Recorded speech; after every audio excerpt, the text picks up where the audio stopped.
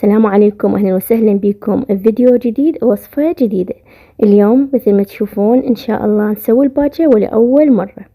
هاي هنا جبنا الباجة والقصاب قاص الراس بالطول مثل ما تشوفون، لذلك المخ يوقع.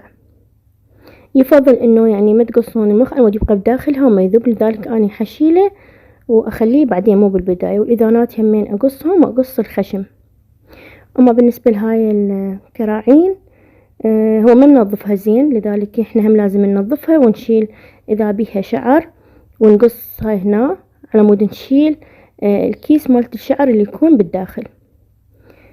فننظفها تنظيف لازم يكون كل الزين، ونغسلها كذا مرة. لاحظوا شلون مقصوصة هذا القسم الجوه، اني اغسلها كم مرة الى ان يصير المي مالتها نظيف، يصير المي صافي.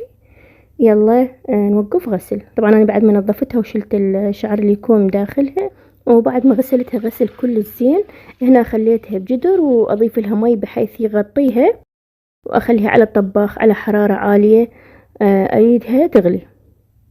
اول ما تغلي طبعا عندنا الباكن ننتظرها ربع ساعة بهذا الشكل. شوفوا هي هنا تغلي، انتظرها ربع ساعة تظل تغلي، وهذا المي كله اتخلص من عنده، ما اخلي بها. انا اليوم اريد اتخلص من الزفرة مالتها، اريد اقضي عليها.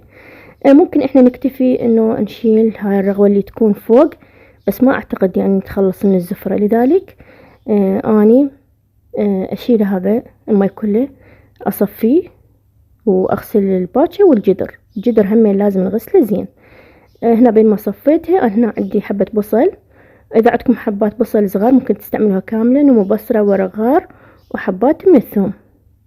قطعت حبة بصل بهذا الشكل.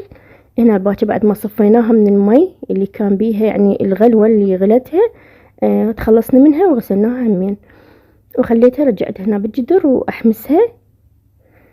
والنوبة اضيف لها البصل والنوم بصرة اللي شفتوها بالبداية. لازم طبعا اول شي نحمسها. اضيف البصل والنوم بصرة ورق غار والثوم. اكو ما يضيفون هاي اللي ضفناها بالبداية، يعني كل واحد وطريقته. انا يوم سويتها بهاي الطريقة وان شاء الله تطلع طيبة. بعدين ضفت لها مي مغلي، ضروري يكون مغلي. وهنا خليت رشة بسيطة من الكركم. بالبداية انا ما حبيت اضيف الكركم، يعني رديتها تبقى على لونها الابيض. بعدين قلت خليني اخلي لها يعني تقريبا نص خاشوقة شاي، حتى لون بسيط تنطيها، ويا خاشوقة صغيرة فلفل اسود وحبات هيل. وخليتها الى ان استوت. من تأكدت انه هي استوت، يلا اخر شي خليت خاشوقة اكل من الملح. لاحظوا هنا هي استوت، بس اتركها همين اغطيها واخليها حتى تتشبع بالملح. لاحظوا شلون مستوية. فاخليها تقريبا نص ساعة او ربع ساعة بعد، اغطيها واخليها على حرارة هادئة الى نتأكد انه الملح تغلغل بداخلها. هسه هنا هي مستوية. واخر شي عندنا خبز التنور، وهسه نبدي نثرد باي صينية او صحن يكون كبير، ونقدمها مثل ما يقدموها بالمطاعم. انا هنا خليت الخبز، وبعدين نبدي نشربه بالسوب مالت الباكة. اكيد وهي حارة تغلي نبدي نقدمها، وشو ما تحبون تقدموها. هاي العشاق الباكة طبعا، يعني انا مو منهم، خلوني على صفحة. واخيرا تشجعت وقمت طبخت الباكة، وهنا نشرب الخبز مثل ما تشوفون بالسوب.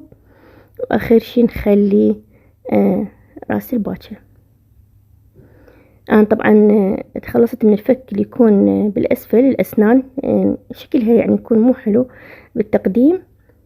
شوفوا العظم شلون ينفصل، مستوية كلش. وهنا حبات الليمون اللي قطعناها بهذا الشكل، وبصل، واكيد وياها الطرشي. وانا سويت همين لبن قدمته وياها. ان شاء الله تكون عجبتكم باكتنا لهذا اليوم، واعذرونا اذا اكو اخطاء لان هاي اول مرة. ان شاء الله بالمرات الجاية اسويها احسن.